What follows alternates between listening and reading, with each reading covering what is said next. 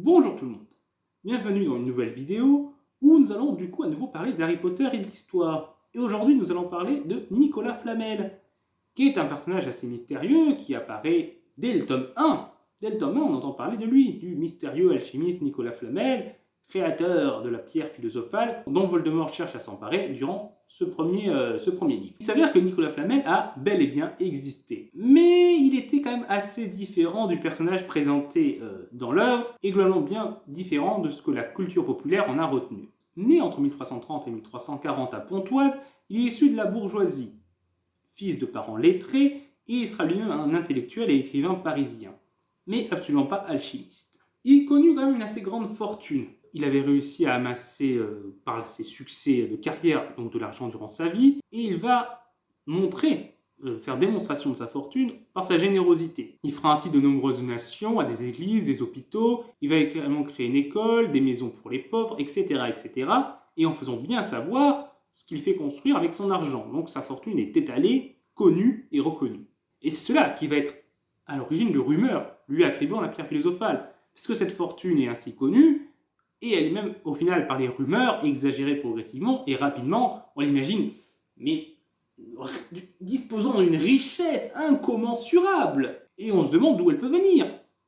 Et là, forcément, on imagine qu'il a trouvé la pierre philosophale qui permet de transformer le plomb en or. Et ainsi, il va devenir une figure associée à l'alchimie. Et par exemple, on va lui attribuer plusieurs traités de cette discipline qu'il n'a en réalité jamais écrits, mais qui ont été déclarés étant de sa plume. Il n'est pas une exception à ce niveau-là. Plusieurs bourgeois ayant connu une fortune rapide vont se voir associés à l'alchimie. Mais il sera incontestablement le plus connu d'entre eux. C'est lui qui va rester dans les mémoires, là où les autres tomberont rapidement dans l'oubli. Cela peut s'expliquer par plusieurs raisons. Déjà, par le fait que les livres parlant de lui et lui étant attribués vont connaître plus de succès que les autres. Ça, c'est un peu un coup de chance. C'est des succès littéraires, entre guillemets, et donc ça contribue à le faire plus connaître. C'est également le fait que, à différence d'autres, Nicolas Flamel était un bon chrétien et un homme charitable. Cela se voit par le fait qu'il ait donné beaucoup à des églises et des hôpitaux. Ce qui fait que dans une société chrétienne, il est une figure plus acceptable, plus aimée, et qui va donc plus facilement connaître le succès auprès du grand public. Donc, Nicolas Flamel va donc dès son vivant connaître de telles rumeurs le concernant, et après sa mort, elles vont continuer de s'amplifier. Et par exemple, on prétendait qu'il n'est pas mort, puisque justement, grâce à la pierre philosophale, il aurait atteint l'immortalité, et il se serait installé avec sa femme sur les rives de l'Euphrate. Mais du coup, s'il n'a pas créé la pierre philosophale, d'où venait sa fortune? De plusieurs éléments. Déjà, bon, il est issu d'une famille bourgeoise, donc il n'est pas pauvre de base. Mais en plus, il va avoir une bonne réussite dans son activité de libraire, ainsi que de copiste et d'écrivain public. Donc déjà, ça va lui permettre d'acquérir une certaine richesse. Mais en plus, c'est son mariage qui va lui donner le gros de sa fortune, puisque sa femme, qu'il épouse en 1355, est une femme riche, car elle a déjà eu plusieurs mariages et ses maris précédents sont morts, et elle avait hérité à ce moment-là de leur argent. Donc elle est riche, et de plus, Nicolas Flamel et sa femme vont après investir dans l'immobilier, et ces investissements vont s'avérer particulièrement rentables, ce qui va encore augmenter cette fortune. Donc, l'aspect richesse s'explique globalement par cela.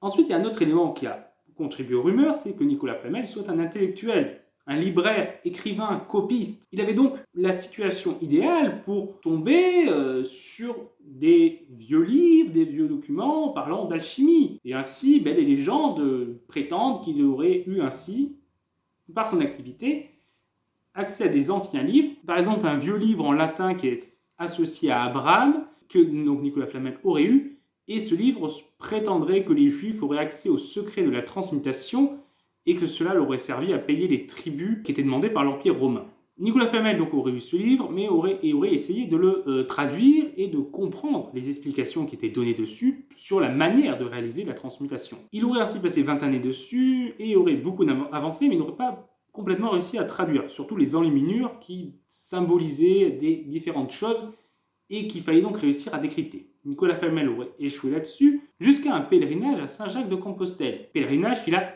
effectivement bien effectué durant sa vie. Lors de ce voyage, il aurait rencontré un vieux médecin juif du nom de Maître Canche qui lui aurait expliqué le sens des enluminures et lui aurait permis ainsi de percer ce secret et réussir à transformer du mercure en argent, puis en or en 1382. Et donc cela, c'est une histoire qui est racontée dans les figures hiéroglyphiques de Nicolas Flamel, livre qui prétend être une traduction de différents écrits de Nicolas Flamel, alors qu'en réalité, c'est probablement faux, vu qu'aucun exemplaire datant de l'époque de Nicolas Flamel contenant de tels écrits, que ce soit dans une langue ou dans une autre, n'a été trouvé, que ce soit pour les figures hiéroglyphiques ou que ce soit pour le livre d'Abraham. Donc ces deux livres sont probablement faux, et les livres qui ont été effectués par la suite sont des faux, du coup, justement, qui ont été réalisés après coup pour nourrir la légende. Néanmoins, ces ouvrages, comme je vous l'ai dit plus tôt, vont connaître un grand succès, et plusieurs autres textes seront encore à nouveau publiés et sont prétendus alors être des écrits de Nicolas Flamel ou des traductions de ses écrits. Néanmoins, si la rumeur alors grandit et a du succès, et que beaucoup de gens y croient, il y a déjà des sceptiques. Il y a par exemple l'historien Henri Sauval ou l'abbé Étienne François Villain qui critiquent ces rumeurs et disent que ça appuie sur pas grand-chose en réalité. Quant aux légendes autour de l'élixir de longue vie, elles sont arrivées un peu plus tard. Globalement, c'est à partir du XVIIIe siècle qu'on s'est mis à imaginer qu'il y avait cet élixir de longue vie également avec la pierre philosophale, et que donc à ce moment-là qu'on a imaginé que Nicolas Flamel n'était pas réellement mort, mais qu'il se trouvait toujours sur les rives de l'Euphrate. Et certains ont même prétendu l'avoir rencontré là-bas. Par la suite, ces rumeurs vont s'estomper progressivement parce qu'avec les avancées de la chimie et de la science en général, l'enthousiasme autour de l'alchimie va se réduire. Donc, va devenir moins connu et moins parlé autour de ça.